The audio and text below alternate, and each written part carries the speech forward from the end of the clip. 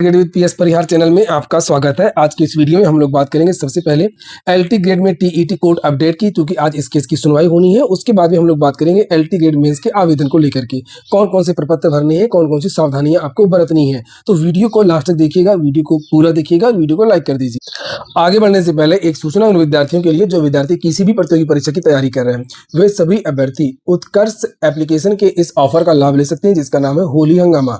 25 फरवरी से लेकर के 6 मार्च तक ये ऑफर है और इसमें उत्कर्ष की जितनी भी ऑनलाइन कोर्सेज हैं सब में 90% तक की भारी छूट दे दी गई है और साथ में 6 महीने की एक्स्ट्रा वैलिडिटी भी आपको मिल रही है। याद रखिएगा, एक और कोड लगा देंगे UCPSP10, तो आप लोगों को 10% की और एक्स्ट्रा छूट मिल जाएगी। और इसकी जो लिंक है वो मैंने डिस्क्रिप्शन बॉक्स में और कमेंट बॉक्स में उपलब्ध करा दी है, तो आप लोग जल्दी से जाकर के आप लोग इसका लाभ ले सकते हैं। और वैसे भी उत्कर्ष अपनी बेहतरीन पढ़ाई के लिए जाना जाता है। पहले बात कर लेते हैं एलटी ग्रेड शिक्षक भर्ती की। तो एलटी ग्रेड में टीईटी को लेकर के याचिका डाली गई है और आज फाइनल सुनवाई है। ये आप लोग यहाँ पर देख सकते हैं, यहाँ पर डेट लिखी हुई है आज की 26 फरवरी। ये देखिए, यहाँ पर case is listed in code number 40 और 26 तारीख की यहाँ पर डेट पड़ी हुई है। अखिलेश यादव एंड अदर्स की भी याचिका है और जय हिंद की भी याचिका है। दोनों याचिकाओं को कनेक्ट कर दिया गया है 11/604 और 18/038। ये देख सकते हैं आप लोग, इसकी भी सुनवाई ये 26 तारीख को है और ये फाइनल डिलीवरी ऑफ जजमेंट लिखा हुआ है। यहाँ से समझ सकते हैं, इसका मतलब आज जो है इस पर निर्णय आ जाएगा। और ये केस लिस्टेड है कोड नंबर 40 पर, सीरियल नंबर 37 पे, यानी कि आज सुनवाई भी होने की पूरी संभावना है। पूरी तरीके से आज इसमें सुनवाई हो जाएगी और इसमें कुछ ना कुछ ऑर्डर आ जाएगा। ऑर्डर क्या आएगा, जब ऑर्डर आ जाएगा तभी हम लोग इस पर चर्चा करेंगे। अभी कुछ भी बता पाना बहुत मुश्किल है। कुछ नुकसान तो कुछ फायदा भी हो सकता है। फायदा किस तरीके का होगा? फायदा इस तरीके से हो सकता है कि जैसे अभी पिछली सुनवाई में उत्तर प्रदेश लोक सेवा आयोग ने ये कहा था कि ये जो हम भर्तियां कर रहे हैं, ये जो 1400 विद्यालय हैं जिसमें कक्षा 9 और 10 की कक्षाएं चलती हैं, हम ये भर्तियां केवल उन विद्यालयों के लिए कर रहे हैं। तो फिर जो 910 के आसपास विद्यालय हैं जहाँ पर जूनियर की कक्षा चलती है 6 से 8 तक की, तो हो सकता है कि फिर वहाँ के लिए नया कैडर बने या नई जूनियर भर्ती अलग से हलफनामा दिया जाए सरकार की तरफ से, या कहा जाए सरकार की तरफ से, या हाई कोर्ट भी आदेश दे सकती है। जैसे शिक्षा मित्रों वाली भर्ती भी तो कोर्ट की वजह से ही आई थी, नहीं 69,000 और 68,500 की क्रमागत 2 भर्तियां निकालो। तो ये भी कहा जा सकता है कि ठीक है ये भर्ती चलने, तो इसमें तो ये 9-10 के लिए है। जो इन्होंने कहा कि अधियाचन भी उन्हीं विद्यालयों का आया है और 910 जो विद्यालय हैं जहाँ पर जीआईसी में कक्षा 6 से लेकर 12 तक की कक्षाएं चलती हैं, वहाँ के लिए नई भर्ती आप लोग करिए। तो हो सकता है कि सरकार नया कैडर बनाए। हालांकि अभी तो उत्तर प्रदेश में जूनियर का नया कैडर है ही नहीं, यही एलटी के ही शिक्षक वहाँ पढ़ाते हैं। तो देखते हैं क्या चीज़ें होंगी, क्या चीज़ें नहीं होंगी। अब आ जाइए एलटी ग्रेड मेंस के फॉर्म में एलटी ग्रेड मेंस एग्जाम की। तो यहाँ पर ये देख सकते हैं कि एलटी ग्रेड मेंस के लिए आवेदन शुरू हो गए। आज सुबह के समाचार पत्रों के माध्यम से भी जानकारी दी गई थी। अभी तो केवल वाणिज्य और संस्कृत के बारे में जानकारी दी गई है। धीरे धीरे अन्य विषय भी जिनके रिजल्ट जारी होते जाएंगे उनके मेंस के आवेदन लिए जाएंगे। आप लोग ध्यान दीजिएगा, बड़ी मुश्किल से ये वैकेंसी आई है। वैकेंसी जाया ना जाए, जिस तरीके से आज लोक सेवा आयोग बहुत स्ट्रिक्ट हो गया, बहुत सारे आवेदन लगातार निरस्त हो रहे हैं। ARO का जब मेंस का एग्जाम होने वाला था उसके पहले बहुत सारे विद्यार्थियों का जो अभ्यर्थन है वो निरस्त कर दिया गया था। यहाँ पर देख सकते हैं। और लोक सेवा आयोग की बहुत सारी भर्तियों को लेकर के इस तरीके जो नोटिस है वो आए दिन जारी होती रहती हैं। और यहाँ पर सहायक कुल सचिव की भर्ती थी। सहायक कुल सचिव की भर्ती में भी लगभग 783 विद्यार्थियों के जो आवेदन है वो निरस्त कर दिए गए थे और उसके अनेकों प्रकार के कारण थे। सबसे बड़ा कारण तो ये था कि विद्यार्थियों ने जो योग्यता बताई थी प्रीलिम्स में, वो योग्यता भरी नहीं थी। बाद में जो मेंस में जो फॉर्म भरा जाता है वहाँ पर जाकर के जो जमा किया जाता है, ये इसका आपको ख्याल रखना है। और दूसरा ये कि समय से आवेदन पत्र उनके पहुँच नहीं पाए। आप कोर्ट कचहरी जाएंगे, डाक विभाग को कहेंगे, कहीं किसी को कहेंगे, उससे कुछ नहीं होता। आज तक का इतिहास है, रिकॉर्ड है, किसी को भी इस तरीके से कोई रिलीफ कोर्ट से या कहीं से भी नहीं मिलती है। तो आप लोग समय से आवेदन जाकर के वहाँ पर जमा कर दें।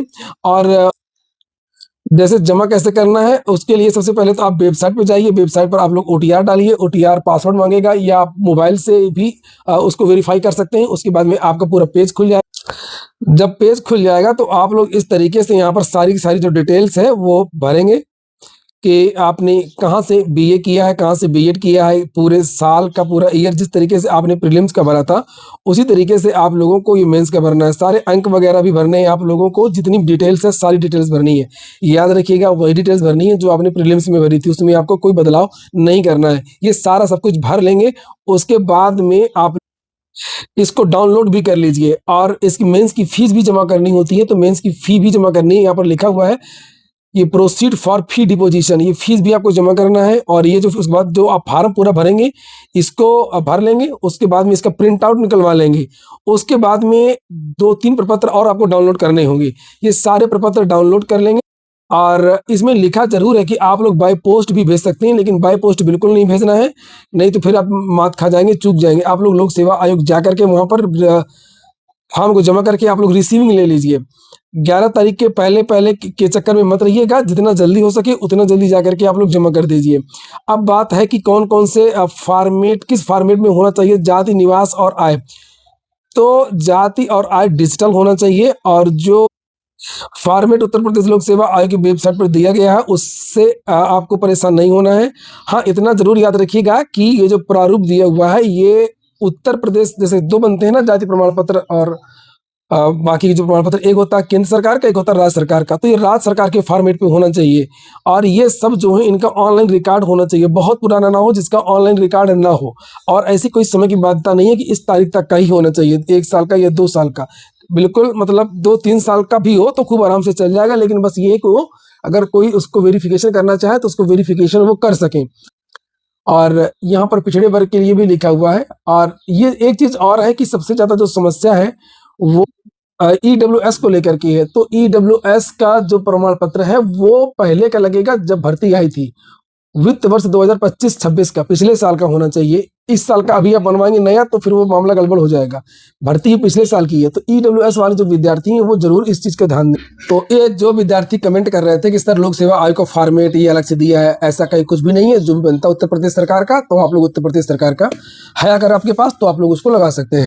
इसके अलावा और कोई क्वेरी हो आप लोगों की तो आप लोग कमेंट बॉक्स में पूछ सकते हैं। बस टोटल लेवल जवाब यही है कि आप लोगों को फीस जमा करना है, ऑनलाइन फिर से आवेदन करना है। प्रीलिम्स में जो आपने दावे किए थे वही दावे आप लोगों को मेंस में करना है। और मेंस के ऑनलाइन फॉर्म में आप जो भी चीज़ें भरेंगी वो सारे के सारे कागज़ की जो फोटोकॉपी जो वहाँ पर जमा होनी है काउंटर पर, वो सारे के सारे प्रपत्र आपको जमा करने होंगे। आपने भर कुछ दिया है ऑनलाइन में और कागज़ अगर एक भी कम है, चाहे उसकी आवश्यकता हो या ना हो, अगर आपने एमए का दावा किया है और एलटी में एमए की कोई आवश्यकता नहीं है, तो आपने सोचा कि नहीं एलटी में एमए की मार्कशीट नहीं जमा करते हैं, फोटोकॉपी नहीं लगाते हैं, तो फिर भी मामला बिल्कुल आपका गड़बड़ हो जाएगा। अगर आपने एमए कह दिया है कि हमने एमए इस विषय से हमने उसमें भर दिया है, तो फिर आपको एमए का कागज भी वहाँ पर जमा करना होगा। पूरा विवरण आपको हार्ड कॉपी के रूप में वहाँ पर देना होगा। इस चीज़ का आप लोग खास ध्यान रखें। जाति निवास में कुछ नहीं परेशान होना है, उत्तर प्रदेश का है, ईडब्ल्यूएस में पिछले साल का लगेगा। और सावधानी पूर्वक फॉर्म भरिएगा। जब भी साइबर कैफे जाएं तो वहां पर अपनी ही ईमेल डलवाएं, अपना ही फोन नंबर डलवाएं सारी चीज में, ताकि आप लोगों को सारी अपडेट मिलती भी रहे। ये हो गया आज का वीडियो। पूरा वीडियो सुनने के लिए बहुत बहुत धन्यवाद।